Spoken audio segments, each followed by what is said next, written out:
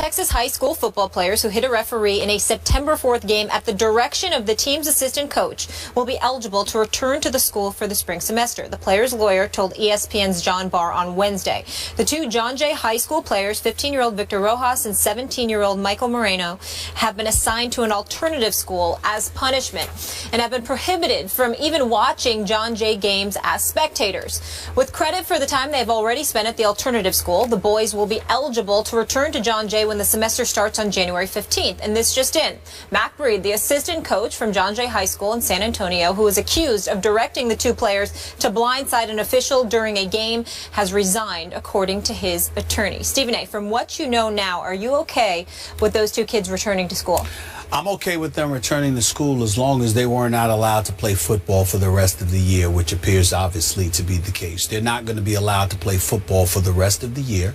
For this year, obviously, they can return. They're 15 and 17 years of age. They did not kill someone, thank the good Lord.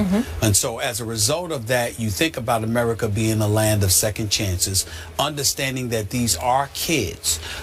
You certainly want to punish them because you want to send the message to teenagers that this is not something that is allowed. There will be consequences from your actions, and the earlier you teach children that, the better. In this day and age, you shouldn't only be teaching that to children, you should also be reminding parents of that as well, because you don't want parents walking around acting like their children are victims when you just finished victimizing somebody else, because that makes you know better. In fact, it makes you worse, because you're the adult, which means you're supposed to know better, which means that if you're giving that kind of impression, you know you're even more reprehensible than the kids. But under no circumstances do I believe that the punishment on the part of the kids should exceed that of Mac Breed, the assistant coach, who ultimately told the kids to go after the official. I not only believe he should have resigned, I think he should have been arrested on the spot. You told the kids to go out there and assault an official. That's what you did. They had on helmets, they had on pads, they were behind the official's back, went up to him, one blindsided him, and the other tried to spear him. That is assault. There is no way around it. And the fact that an adult who happens to be a coach literally instructed the kids to do this, I believe he should be held even more accountable than the kids. I will give him credit for this. According to the reports, whether it was the head coach or the principal, I don't recall, he asked what was going to happen to these kids. When he was told that they were going to be expelled, he immediately came forward and said, I put them up to it. So in that regard, I applaud him from the perspective of he was willing to own up to it rather than throw them to the wolves. I do applaud him for that. The second he realized they were going to get punished for it, he stepped up and said it was me.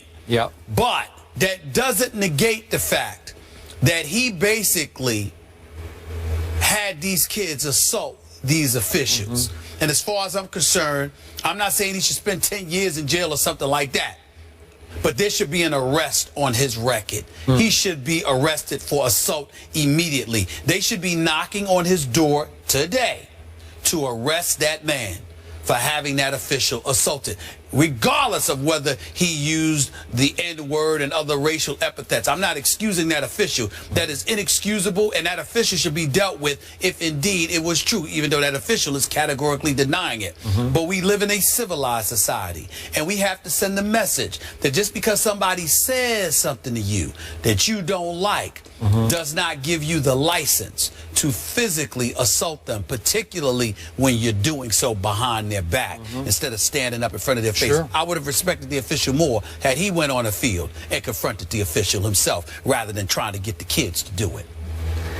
Okay, so I have absolutely no problem with these two kids being allowed to return next semester to school. That's right. Neither and I told you from the start, in no way can you justify those two kids trying to running into that official. But if you'll remember, From the start, I told you when you dug in and said those 2 kids should have been arrested on the spot. There could be extenuating circumstances. Let's see what happened. Let's let it play out a little bit. And now, as you know, and you've turned your focus more to the assistant coach. Okay, but still be clear. I still believe those kids should have been arrested. You do? On the spot. Wow. On the spot. I do I don't not. care. Listen, I think it's important. I think imagery is important. I think it's important for other kids. So you should arrest a 15 and a 17-year-old for following orders from their coach. I believe the kids, the other kids there, should have seen those 2 kids off, being taken away in handcuffs. I don't care if you let the kids out of jail in 2 hours. I think it's important for that imagery to allow kids to see what would have happened, what could happen to you if you engage in violence. Okay. That's what I still stand by that. I think you need to investigate first, find out exactly what just transpired. And again, to your point, big picture now, a number of the players on this team have accused this referee, he's denying all the above, of not only making outrageously bad calls against this the visiting team for the home team, but as you say, of using the N-word against some of these players and some terms that are offensive to Hispanics against some of these players. So we have all kinds of things going on that led or prompted the young assistant coach to order them to take it out on that referee by blindsiding him, running into him. Again, cannot justify that. But again, if you're ordered by your coach, man, I don't think that should result in an arrest. We seem to have a full story here. Yeah. Here's the difference between you and I. I am telling you right now, particularly because of the generation that we're living in, kids are not respecting their elders. They're not respecting authority. Don't even get me started with community and next door neighbors and how you don't have respect for those folks. I think imagery is essential to the upbringing of kids. Okay. You cannot assault a referee, even on a coach's orders, and then walk off the field like nothing happened and get to show up on Good Morning America with George Stephanopoulos talking about we were ordered to do it, and that's the repercussion. I am not in any way advocating that those kids should have been thrown behind bars. What I'm saying is it's incredibly important that they should have been arrested on the spot, even if it's something that's going to be expunged in a week. They should have been arrested on the spot, taken away by the cops for assaulting the police officer. The difference between my feeling about the kids and the coach is that I think after that you let them go, you keep them off the football team, but you allow them to return to school. Whereas with the coach, if you arrest them, they're going to spend at least one night in jail. That's fine. You can't get to the bottom of it. You know what? You know, ain't nothing wrong with one night. But the other part about it is this: that coach, I think that coach should be arrested. Okay, and treated like an adult who assaulted somebody. But remember, that is the difference. Kids are obeying and following the orders of a coach. One kid didn't, Skip. There were 3 of them that was told. One kid was wise enough. We're only talking about the 2. Well, what I'm saying is one kid was wise enough to know better because of how, I don't know if how he was raised or just his natural intelligence. He was smart enough to know, look, I can't do that. I could get in trouble for that. The other 2 should have been. You're 15 and 17. You're not an adult, but you ain't some toddler. You knew better. You did it anyway. No, you're going to pay a price for that.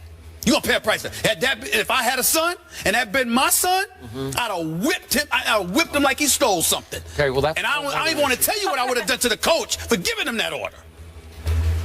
Please. All right, let's leave it there. Drew Brees is banged up and the Saints are off to an 0-2 start, but will they turn it around? That's the discussion coming up.